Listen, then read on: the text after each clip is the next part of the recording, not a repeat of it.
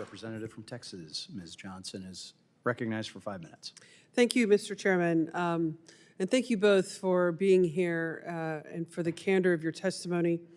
You know, I agree with my colleagues that counterterrorism must be a priority because we never know when it's going to rear its ugly head, and so we must constantly prevent and prepare wherever we can. As both of you highlighted in your testimonies, not addressing the root causes of radicalization can have tragic consequences. Ms. Curtis, you referenced, for example, how ending education and scholarship opportunities for Afghan girls could encourage radicalization, and I couldn't agree with you more. Ms. Todd, you listed high unemployment and weak governance and religious political repression as determinants as well, and I also agree with you.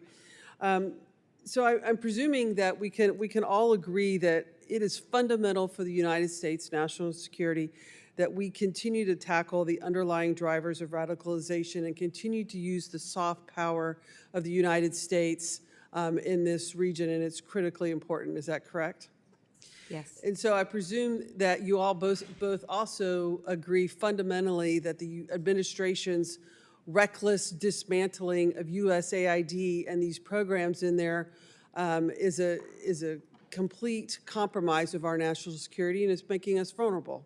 Is that true as well? Yes. Yes.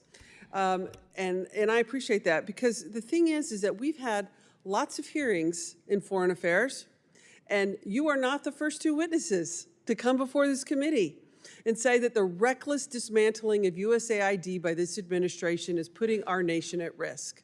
But yet, the Republicans in Congress consistently fail to do anything.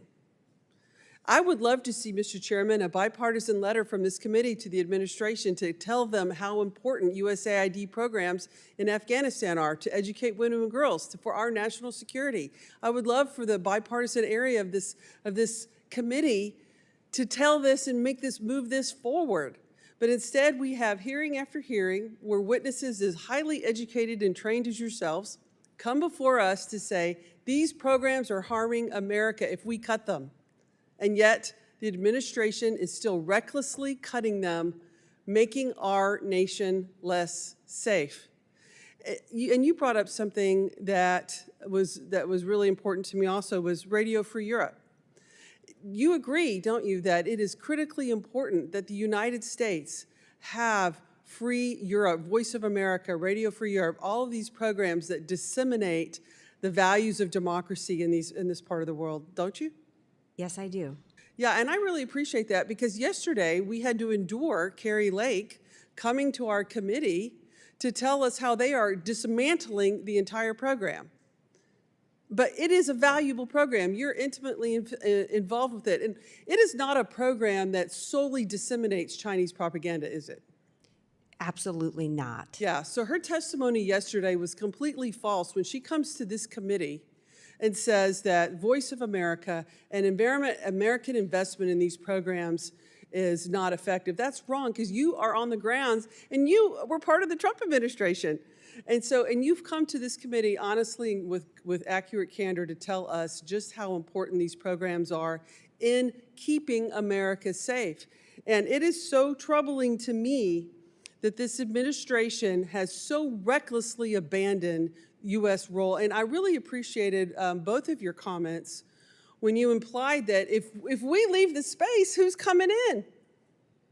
When we abandon our partners, we abandon these programs of education and economic opportunity, of creating people the ability to grow their own food. I mean, these programs are vital to keeping people out of a radicalized, militarized, terroristic bent of their mind frame. Isn't that right?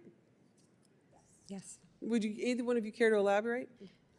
Yeah, if I could just expound on Radio Free Europe, Radio Liberty's work. They also still broadcast to Afghanistan through Radio Azadi.